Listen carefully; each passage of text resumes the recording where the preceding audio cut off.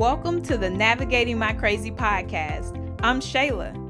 Navigating My Crazy is a weekly podcast created for moms trying to balance life, family, purpose, and wanting to improve their mental wellness. Our goal is to inspire conversations necessary to end the stigma associated with mental health and the unrealistic societal expectations related to being a mom. But most importantly, to create a community so that no mom ever feels alone as we all navigate this crazy thing called life together. Let's start this show. All right, so welcome to another episode of the Navigating My Crazy podcast. I am Shayla, and today we will be talking about pivoting and transitioning, especially in the midst of a pandemic. So helping me in this discussion, I have Sharmia Crawford. Thank you for joining the conversation with me. Hello, I'm excited. All righty, so let me just introduce her. She is the mother of one, a daughter named Reagan. She's also the owner of Little Prince Art Studio, a full-time elementary arts teacher, and she's also is a blogger and podcaster. She started a blog about 10 years ago when she was pregnant and a recent college graduate, just trying to figure out how to navigate life. And the blog gave her a safe space to share her story and connect with other women. So now she's in the midst of many transitions, and she started the podcast to share that journey again. Is there something interfering with your happiness or preventing you from achieving your goals? I've shared on many occasions how my own depression and anxiety held me back for so many years, but not any longer. BetterHelp wants you to start living a happier life today. What is BetterHelp? Professional counseling done securely online with your own licensed professional therapist. It's more affordable than traditional offline counseling, and financial aid is available. Visit betterhelp.com/navigating. That's BetterHelp, HELP, and join the over 1 million people who have taken charge of their mental health. This podcast is sponsored by BetterHelp, and Navigating My Crazy listeners get 10% off their first month at betterhelp.com/navigating. Use promo code navigating at checkout. Now back to the show. The podcast is very interesting. Tell them the name of your podcast. The name of my podcast is Search for the Real Me. It's the same name as the blog. We just transferred it over to the podcast. Mm-hmm. All right. So over the last year or so, she's had a lot of interesting episodes. Right.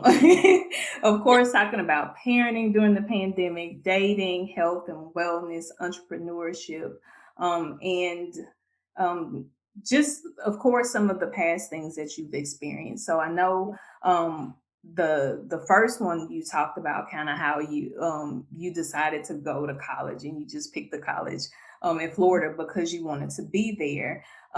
So have you always been just a outgoing person, just willing to try anything? I've always have I always have known what I wanted, and my drive at a young age was like very, very strong. I knew what I wanted. I knew I didn't want to be stuck in Baltimore, and I just went for it. As time goes on, I still have that same drive, but I obviously use a little wisdom with it. But that's the same thing that got me here to Atlanta. I just was like, okay, I'm sick of Baltimore. I'm done with it. I need to go out and explore and do more. Because, we're only here for a little bit of time, and I just want to make the most of it. Right. And so people like me, or I'm the total opposite. Like I Right. have to think and plan, and then think about the plan, and then have a backup plan for the plan. So I Yeah. really, really love how, just listening to your discussions, how you kind of learn along the way. I Mhm. love that. I absolutely Yeah. love it. Wish I could do that. Yeah, I mean, because even this move, I was just like, it was like a few months I had to really kind of figure it out. At the top of the year, like, I want to move. I just need to put some applications out there. And then I got the job, I want to say in like April. And I was like, okay, I only got a few months to get it together so I can get there by August. And I was there by July, moved in, everything set. So that's just kind of who I am. Yeah, that's really really cool. So in the when I introduced you, I talked about you being the owner of a studio and being an elementary school teacher. So with your transition, were you already in business, or was this something you established after you moved? I was already in business. I've had my art studio for about three to 4 years now. I started off as just an art camp, and that got really big. We were going into inner city schools for in the art camp, and then once that started to expand, I started to do sip and paint parties. Hmm. So I really poured myself into these sip and paint parties, and then that got big. But then the pandemic happened. Hmm. So we switched over to virtual, and it was literally a overnight pivot. Like I had just signed a lease on a new studio. We were gonna have summer camp there and all of those type of things, and it just didn't work out. Right. So we had to figure out a plan. And when I say we, me and my team, because I do have employees, we had to figure out a plan to make this virtual thing happen. What did that look like? Are we delivering the kits? Are they picking up the kits? Like how are we going to do this quickly? Hmm. Because we had already had all of these parties planned and these weekly events, and we just had to make it work. So when I moved here to Atlanta, we just continued it. We did open up a little bit, but then COVID, it just wasn't safe. Hmm. So we have these weekly happy hours for adults and parties for kids, and then we do private parties where sometimes we'll have about 50 to 60 people on the line, where they all have their individual kits and we paint with them. But it has been like one of those things where you're like building the airplane in the air because you don't know Right. what, like Hmm. I didn't expect to be doing virtual parties. Like, no, Right. I knew we were gonna do in-person things. So I just kind of go with it. It's like you don't have time to sit around and say, "Oh, I wish it was this way." Nope, Hmm. got to figure out the next thing and keep going. So that's kind of what we've been doing. Hmm. That's cool, and especially as a teacher. So, how, as far as like your classroom, like how did that change with the pandemic? So in March, when everything happened, they shut schools down for us, and we had been virtual.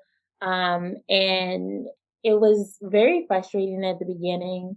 Because it's like, how am I going to teach art online? The Hmm. kids don't have any materials at home, and the schools that I were teaching at, a lot of the kids didn't even have paper and pencil. Right. So I had to be very creative of what I'm doing. I think this year is a little bit more frustrating because it's that hybrid model, and I've gotten used to being at home now. I've Hmm. been at home since March, and now I have to go into the building, have my mask on, and teach to 4 kids in the classroom while all the rest of the students are at home. So again, that has definitely been just this period of transition of like, how can I make art accessible to everyone? The kids that are in my classroom, the kids that are online, and how can I make this something that they're going to enjoy without it just being babysitting? Because honestly, that's how I felt. I felt like Hmm. teachers were just operating as babysitters at this point because I really can't teach the content that I want. Right. I really can't expose the kids to the materials that they should be able to use. So now what? Hmm. Now I'm just sitting in front of you, just babysitting pretty much. Right. So Right. it definitely has been a lot to think about. I've been thinking about some career changes, honestly, because it's just, this isn't going to go away right away. Right. We're still going to be on Zoom for a while. So I just, yeah, it's a lot to think about. Right. Yeah. And but I hear down there in Atlanta, y'all not really doing masks like the rest of the world. Listen, everything is open. Like, Everything is open. Some areas, like where I live at, you are required to wear masks everywhere you go. Our schools definitely you have to wear masks. We have to have our temperature checks at the door every time we come in. In most schools, they're doing weekly testing. So some places take it a little bit more seriously than others, but me coming from Maryland when Right. I was there in the pandemic and it was very serious, like everything was shut down. And then I come to Atlanta, I didn't care what they were doing down here. I was in the house, Right. like I wasn't going anywhere. I was right in the house. It just recently I started to like go out. Like me and my daughter will go to the art museum with our masks on or go to a restaurant and things like that. But it took me a while. But you're right, Atlanta is wide open. They partying, they do Yes. whatever. They are wide open down here. Yes. Yeah. So I know you have the thing in you that you're able to pivot and transition, but you do have a daughter, Reagan. So how is she with like even the change with the move and school and the pandemic? How is she like mom, or is she take it on differently? She is not like mom. She isn't. And it's funny because I'm the more introverted one. She is an extrovert. And I think that's why it's hard for her sometimes because she misses our family. She misses her friends. Mhm. It is very different for her. She always will say, I love it down here. But I wish Gigi, my mom, I Mhm. wish she was here, or I wish my best friend was here. Like she loves where we live and Mhm. our environment, and she loves that there's more to do. She loves, I guess, the physical part of it, but those emotional bonds that she has back where used to live is very hard for her sometimes. And I'm a big person for mental health. So I'm in therapy, she's in therapy, and that's something that we talk about regularly because although I knew this move was the best for us, I have to take account of her real Mhm. feeling. She hasn't come to me like crying and upset, but she says it sometimes. So Mhm. that's why it's almost been like monthly and Mhm. it's been expensive, but we take trips to Baltimore a lot. And it, I do that for her. She Mhm. just misses our family a lot. So, Mhm. yeah. And so you talked about the mental health aspect and going to therapy, and just me being nosy. Do you guys go to sessions together, or are you separate, or both? We both go to our separate sessions, Mhm. but sometimes her therapist will ask me to sit on them. Yeah, Mhm. That's cool. And yeah. how was it finding the therapist, the right therapist for you guys? It took a little bit of time. When we were in more the therapist through the that I was going to, there was a therapist right in that practice that was just good for my daughter. And we were going right when me and my husband separated. Mhm. I just thought it would just be a good idea for her to have someone to talk to. And that was just like an easy transition. Everything was in person. My daughter was able to play games and build a relationship with this therapist. It was awesome. Here, it was a little bit harder because everything's virtual. And one, it took me a while to find a therapist. But then when I did find one, there was one in the practice for Reagan, but that bond is not as easy Mhm. because you're talking over a computer screen. Right. Mhm. So it's a little hard for her sometimes too to open up, but she gets there. She understands the importance of, like, I tell her, how we go to the doctors for our physical health. We need to sometimes see somebody about our mental health Mhm. because we don't always know how to process the things that are going on. So it's a little difficult because forging that bond over computer Mhm. screen is not easy. It Mhm. really isn't. And that's with everything. That's with school. Yes. Because she's virtual with school too, and that has been hard. She's a student, excellent student, But again, that computer screen, that, not having those real bonds, Yeah, it's especially with her being an extrovert. yes, yes. She craves that. Hmm. So it's a little bit harder. Yeah. That's so good. That's so commendable. You teaching her early on how important, her mental health is, and talking about things, and working through things. So kudos, mom, for that. Thank you. Thank So you. you also brought up, your marriage and the fact that you were married. And it made me think about one of the episodes of the podcast that I was listening to when talking about transitions. Yeah. I remember one of the episodes you talked about, it's not funny because I love the Lord. Yeah. But when you when you were finding your walk Mhm. with God, and how you were wearing dollies and stockings and long dresses. Girl, And a you went through mess. this celibacy period. So Right.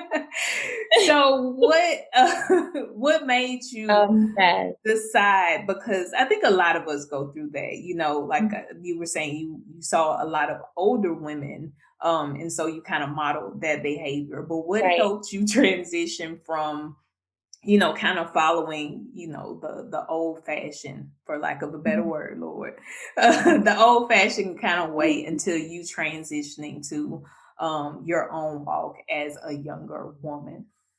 I think it was honestly my relationship with God. I started to have a relationship. It wasn't something that I was just mimicking what I saw. I started to have a relationship, and then I started to look around and like, well, other 24-year-olds don't dress like this.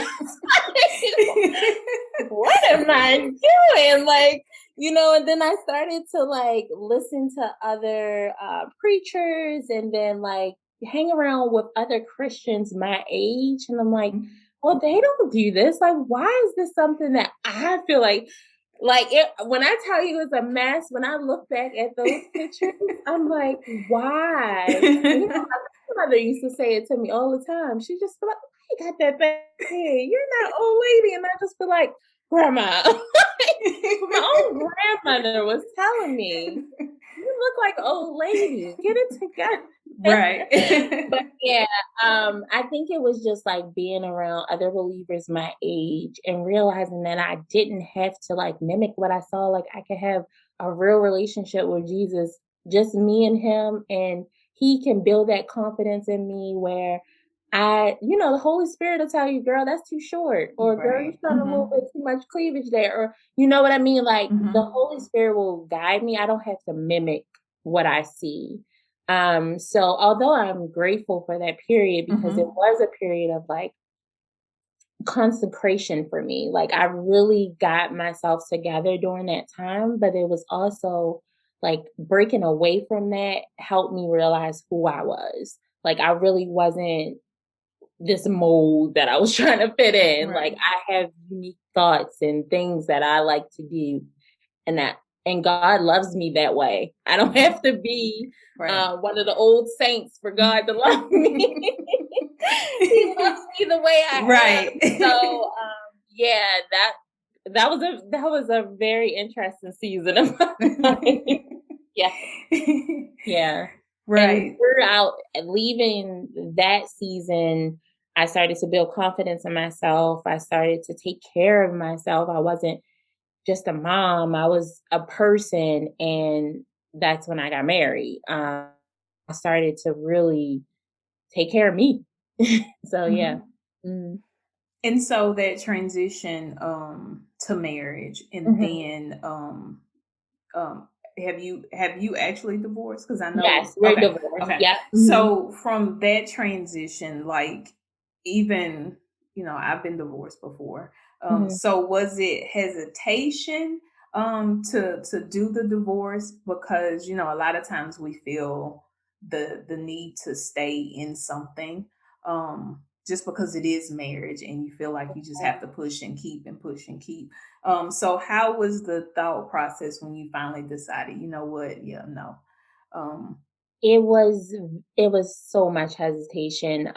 I struggled with it for a while, I think it was like when I turned 30, I don't know, something clicks in you at 30, and it's like, okay, girl, what you doing? Like Right. you start looking Right. around and like, what is my life like? Okay, I Right. got The my bank opportunity's account over. together. Uh-huh. You need to figure it out. And my husband and I have been playing this game of, when things got hard, he would leave. And it happened so much that I was like used to it. Mm, And it came to a point when I hit 30s, I'm like, what you gonna do? right. So what are we gonna do? You gonna be here or you not? You gonna Because he would be there for a while and then he would leave for weeks and he would go home back to his mama. And it just, I had to say, what are you gonna do? Mhm. And then it was just to a point where it's like, you ain't no spring chicken. I know 30 is young, but I'm just saying, like, to start all over, Mhm. it's not gonna be easier the longer you go. So you got to figure it out. And it took me a really long time. I went back and forth for like a year. I want to say, just accepting it, letting him come and go as he please. And then I talk about this in my podcast. I let him stay and we were working things out. And then I found out he had somebody else pregnant. And then that was it for me. I just Mhm. knew that that was a sign from the Lord that this isn't what he wants from me. And it really took that situation for me. I was worth more. I deserve more out of a relationship. So it took a really long time. I know you said you're a Christian. I don't know how you grew up, but like I said, I was around those old saints, and then a divorce is not an option. Like, you are to Mhm. stay in that thing. Mhm. You are to figure it out. If he's not killing you, then you figure that out. Yes. And Yes. that was the mindset I was under, and I was accepting any and everything. Mhm. So I really had to. I don't think the Lord wants this from my life. Mhm. It takes two people to be in a marriage. So it was a transitional period for me, a hard one. I think that was the hardest transition that I've been through. Deciding that this is it, because I didn't want a divorce, even Mhm. after he had did everything he did. Even after the baby, I would have stayed. I Mhm. didn't want it, but I had to do it for myself and for my daughter. Yeah. Absolutely. In one of the episodes, I know you were saying you were talking to your therapist, and it was a correlation to the people in Exodus when they were saying, Mhm. we'd rather go back to being slaves. So when was this? Was this after divorce or like during that period when you guys were about After to? the divorce. After the divorce, yeah. Mm-hmm. And it's so funny because I've recently had that conversation with her again, because I'm human. I look back sometimes and I look at old wedding pictures and stuff like Mm-hmm. that. And I'm like, well, maybe you can still be, because he is very much, he's not with the other woman, but he really wants his family back. So he'll hit me up every now and then and Right. want to work it out. And I'll be like, "Will be," and then I think about that. And she said to me, she was like, "Thing happened where he's changed, or is it just your feelings?" And I'm like, Mm-hmm. "Yep, you're right, girl. That's why I pay you. It's my emotions. Right. It's my Right. emotions. The facts have not changed. You're right, Mm-hmm. but it's the truth. Like, I I'd rather go back to what I know than to be in this uncomfortable season. Because let me tell you, Mm-hmm. uncomfortable. And for somebody that it seems like I am running towards every transition, Right. like You're queen of always running to transitions. do something. Mhm. This has been just uncomfortable. Mhm. And I think I don't know, the Lord just likes me in uncomfortable positions, because Right. that's just where I've been. And it's new. It's being single is new. Just kind of figuring out who I'm in, that's new. It being in a new place, new job, a new body. I'm working out. I I haven't see worked out you. in years. In Uh-huh. years. Working out, like, everything is new. So it's weird. Mm-hmm. Mm-hmm. And Yeah. so that Yeah. leads into the dating podcast, Date Mm. Gate. So, what was that podcast? What was the premise of the podcast? And then let everybody know what happened afterwards. But we had this last one is actually a two-parter. So the Mm-hmm. first one I did with my friend, and we were just talking. He is divorced and was recently divorced, and we just talked about like the dating scene, like Mm-hmm. how what exactly are we supposed to do? Are you still sleeping with your ex, or are you, Right. on these dating apps? Like it was just, what are we doing? Mm-hmm. That's basically what that was about. But then the second one was really more to the nitty-gritty of like, I am single, what do I do? I we talked about the dating apps because that is something I've tried. But I love that episode. The second dating episode is because it talked about like your personality and your attachment styles and all of that type of stuff that I didn't even think about. Mm-hmm. And for me, I am my attachment style, like I'm very anxious. Like you don't call me, I'm like, what's up? Like, but Right, now I right. kind of So we figure not look. out. So we not calling each other. That's what we do.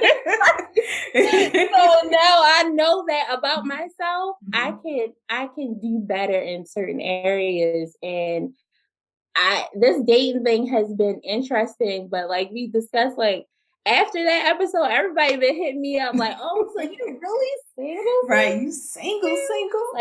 Like you looking now?" Mhm. Like, no, kind of. But yeah, I just it's very this dating thing is interesting for me because I'll get these first energy where I'm like, okay, I'll date nap. I'll see what's out there. And then I'll create the profile and then I'll delete it the next day. Like, or, people will be messaging me and I'm having a conversation. I'm like, I don't want to do this. This is not Right. fun for me. Like Mhm. it That's whole starting over and the getting to know starting people the and starting yeah, over. wasting time. Yes. And for me, I've only dated people that I've known for a while. Mhm. Um, I have to be very comfortable with somebody. And I think maybe that's just an area where the Lord is kind of stretching me into. Mhm. Because, my husband, I knew him since I was 14. My child's father, I knew him since middle school. Like I've only dated a few people, and Mhm. it's been people that I've known for years. So I'm comfortable with them. So this whole new dating thing where it's like situationships, and I even tried one of them and that was the worst. So I said I'll never do that. Right. I got feelings for you and Mhm. yeah, that was the worst. Yes. Uh-huh. I feel like, how you just feel like just new, like green to Mhm. everything that's going on. And I guess that's to be expected because I am new to this. But it's just, I don't know. I say it all the time. The Lord is really going to have the Amazon Prime somebody to my door because that's the only way this is going to work out because Mhm. it's difficult. It is. Especially, and I agree with you, especially having a Christian background. Mm-hmm. It does make it even harder because yeah, people look at stuff a lot differently and how they handle it, especially you also coming from long-term relationships. Yes. So you are looking more for, a relationship when most people your age aren't. Right. Yes, I was in since I started dating, I was in relationships that were really long, like years. And sometimes I regret that because I didn't date around. Mm-hmm. I'm just now really finding out what I like. Like I said, I mentioned that situationship. It was through that situationship that I realized like what I want out of a man does exist. Like Mm-hmm. these are things that um can happen for me. Mm-hmm. I just need to figure out or find that person for me or let that person find me. and I don't have to settle along the way. And that's a big thing for me. So, like I said, I've been in these long term relationships. That's why it's so easy for me to look back because I'm so used to that. I'm Right. comfortable with that. Mhm. But that would be settling. Right. That's just basically what that is. That's settling. God doesn't want that for me. He wants to give me what he has for me. I just have to keep going.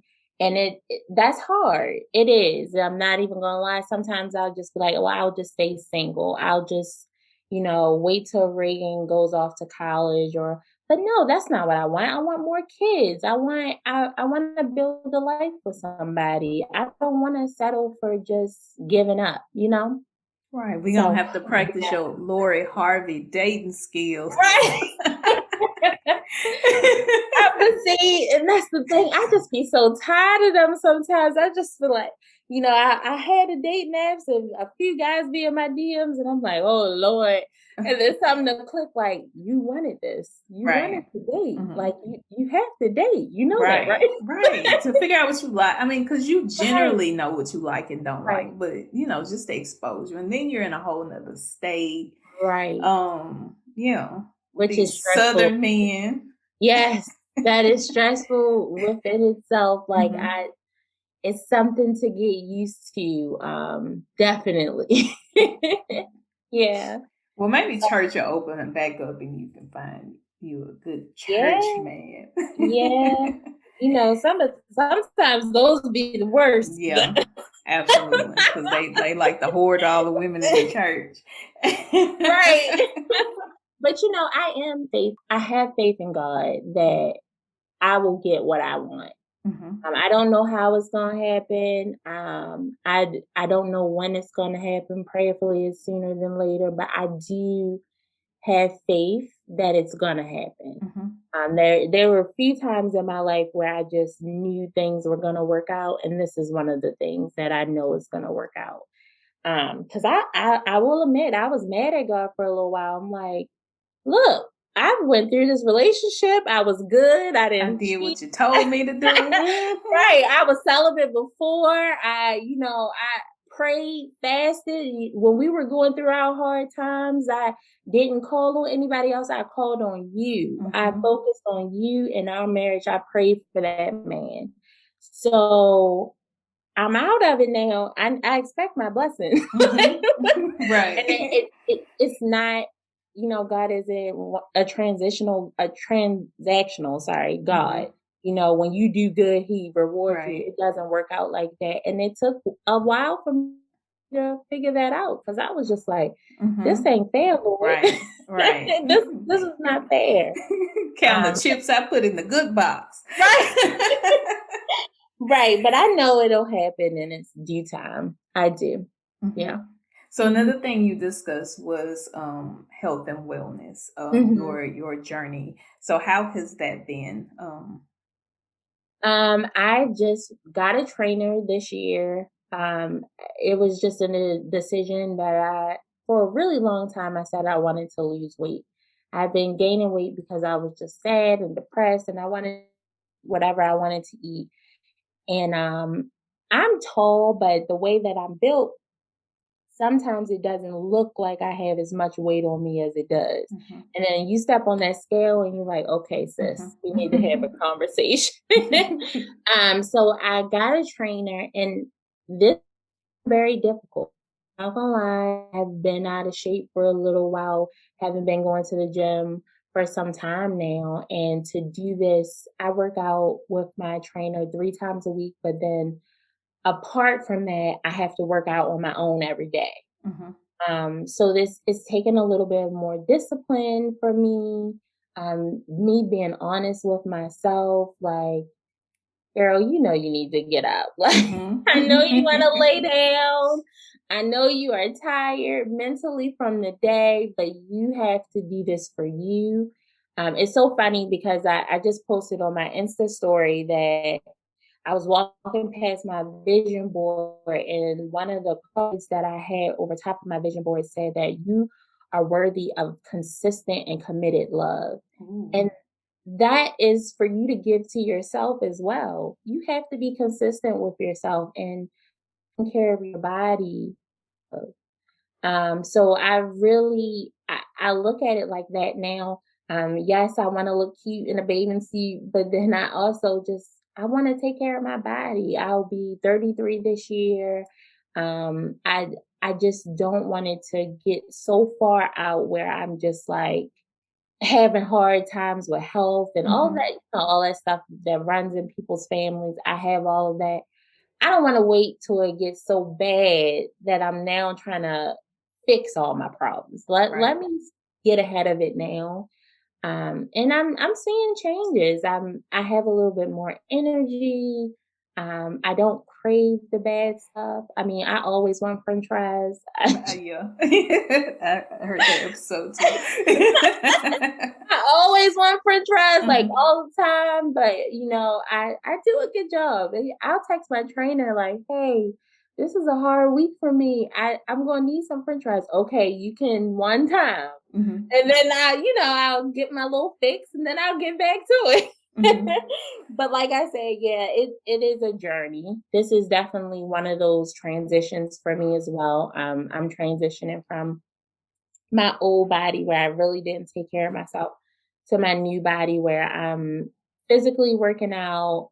I am taking vitamins. I am, watching my water intake, all of that type of stuff, which is it's hard, but I know that I'm worth it. Yeah. Hmm. That's beautiful. So as far as like transitioning, it's not just, of course, about working out. You talked Mhm. about food choices. So was it hard? Because I know being a parent for Mhm. me, because my child likes fried chicken and macaroni, like those are he could eat that every day, really. Right. Like he gets upset, like you baking stuff again. So how was that transition cooking with your daughter? Is she a picky eater or was it relatively simple?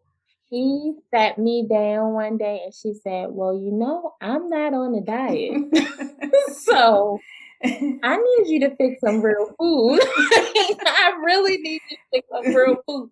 So I made a meal plan for myself for the week. I do my weekly meal prep, but then I also make her whatever she wants.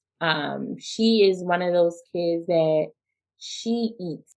Reagan just eats. It doesn't matter what it is.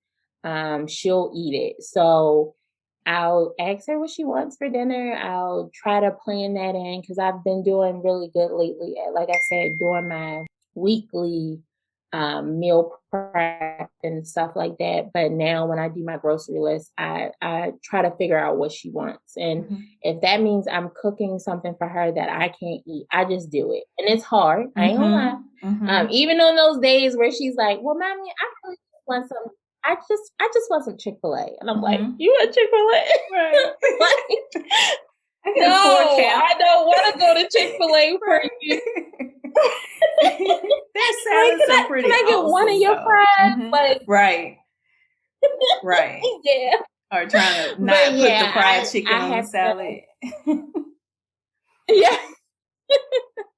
Right. So I'll make special meals for her.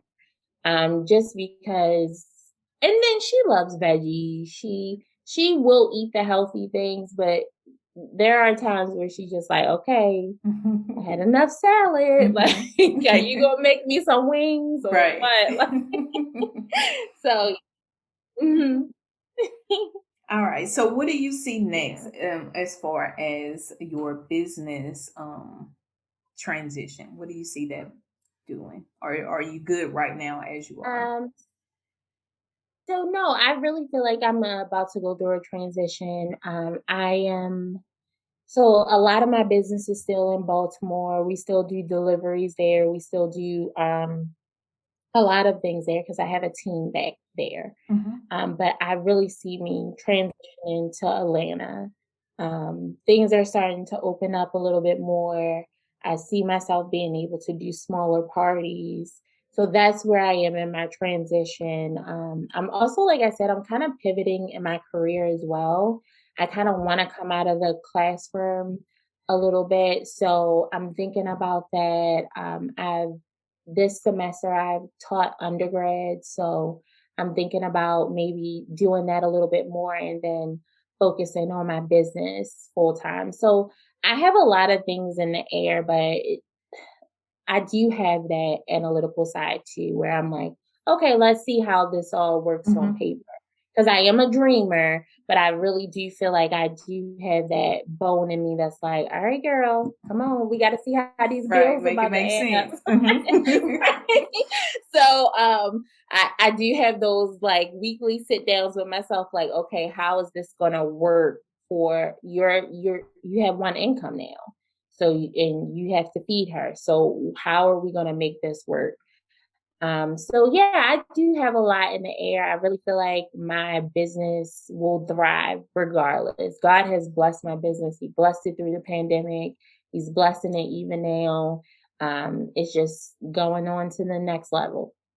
So the Yeah. painting parties that you do, can anybody register, or are you more focused in a certain area? No, anybody. It's anybody. The parties that we do virtually, we ship everywhere. I've shipped all around the United States. The ones that we're doing in person was going to be here in Atlanta to start with, and then we're gonna try to expand to the surrounding areas. But I'm building a team here. Like I said, I have a team in Baltimore I trust. They're like family. Some of them are family, but they're on payroll. So like Mhm. I know them. I know what I can trust them with, but I don't have that here yet. Mhm. So and I'm taking my time with that too. I can rush through things, but getting to know people, trusting them with your vision, that's something I take very seriously. Mhm. So I'm really taking my time to build a team here, but I have high hopes for my business. I know that, like I said, God is going to bless it regardless. All right. So if someone wanted to book a party with you, how would we do it? You can book through littleprintsart.com, and also my social media handle for Facebook and Instagram is Little Prince Art. And you can look us up. We have all the booking information on there. You can see examples of parties and what we do on a weekly basis. We do custom drawings. So if you have a drawing that you don't see on our website or on our social media, we have skilled artists that are able to do that. And we take care of everybody. That's one thing I love about my business, the people that I'm meeting, the loyalty, the people that refer people. Mhm. It's been a blessing. Yeah. Mhm. So how far in advance does a person need to book in order to make sure like they get their supplies? And what supplies do you At send least out? a, Mhm. at least a week in advance. And we send out paint, brushes, a canvas that is pre-drawn. So like I Mhm. said, it's gonna have the image that you want on there.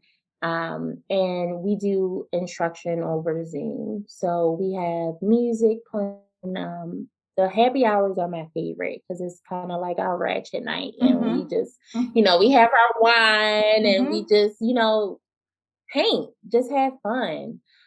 So those are my favorite nights. And then we do the parties for the kids as well. And parents usually jump in and they order a canvas, and it's just something fun to do at home.